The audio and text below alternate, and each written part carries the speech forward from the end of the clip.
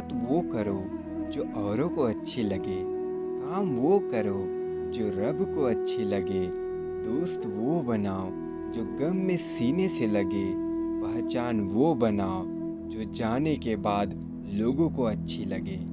स्वागत है आप सभी का प्रेरणा की कहानी में। पुराने समय की बात है, किसी राज्य में एक राजा था जिसे पेंटिंग से बहुत लगाव था।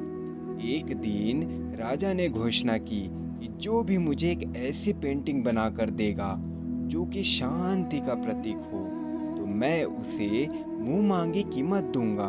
यह बात राज्य के सभी लोगों तक पहुंच गई। जिस दिन फैसला होने वाला था, उस दिन एक से बढ़कर एक चित्रकार अपनी पेंटिंग को लेकर राजा के महल तक पहुंच गए।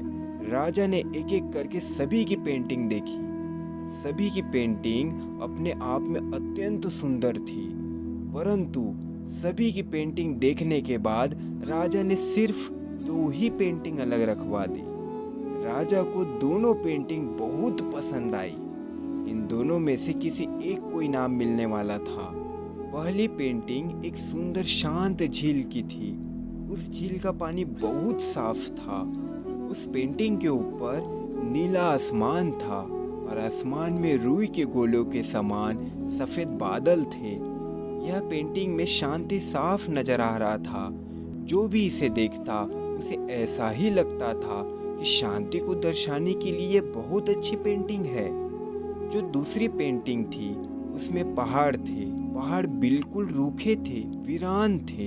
इन पहाड़ों के ऊपर बादल थे और उस बादल में बिजलियां चमक रही थी। तेज हवा से पेड़ हिल रहे थे।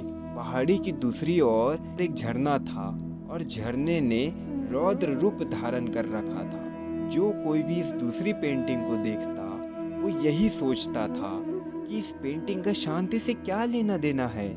इसमें तो केवल अशांति ही दिखाई दे रही है। सभी को यही लगता था कि पहली पेंटिंग बनाने वाले चित्रकार को ही इनाम मिलेगा। अब बारी आ गई थी राजा की कि ये बताने की कि इनाम वो किसे देने वाले हैं। राजा ने ऐलान किया कि दूसरी पेंटिंग बनाने वाले चित्रकार की पेंटिंग उन्हें ज्यादा अच्छी लगी है और उसे वो मुंह मांगी हिम्मत देंगे।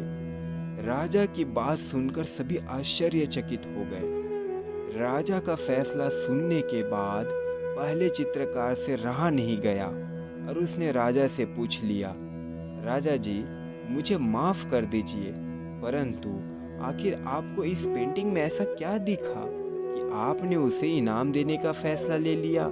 राजा ने पहले चित्रकार से कहा कि आप मेरे साथ आओ। राजा उस चित्रकार को दूसरी पेंटिंग की ओर ले जाते हैं। झरने के दाईं ओर हवा से एक तरह झुके हुए वृक्ष को देखो। वृक्ष की डाली पर बने हुए उस घोंसले को ध्यान से देखो। देखो कैसे एक चिड़िया कोमलता से, शांत भाव से अपने बच्चों को भोजन करा रही है। राजा ने वहां पर हाजिर सभी लोगों को समझाया कि शांति का मतलब यह नहीं है कि आप ऐसी स्थिति में हो जहां कोई शोर नहीं हो, कोई समस्या नहीं हो, सब कुछ अच्छा ही हो। शांति का मतलब तो ये होता है कि आप हर जगह की अव्यवस्था, अशांति के बीच भी शांति रह पाओ और अपने लक्ष्य पर ध्यान केंद्रित कर पाओ। वह शांति है। सभी लोग अब अच्छे से समझ गए कि राजा ने दूसरी पेंटिंग को क्यों चुना। हम सभी को अपने जीवन में शांति चाहिए। अक्सर हम शांति के अर्थ को गलत समझ लेते हैं और उसे बाहरी दुनिया में ढूंढने लगते हैं, जबकि हमें शांति हमारे अंदर में ही है। अपनी जिंदगी में हर छोटे और बड़े पल को प्रेरणा कहानी के साथ खुशी में बदले। अपनों और अपनों का ख्याल रखें। फिर मिलते हैं।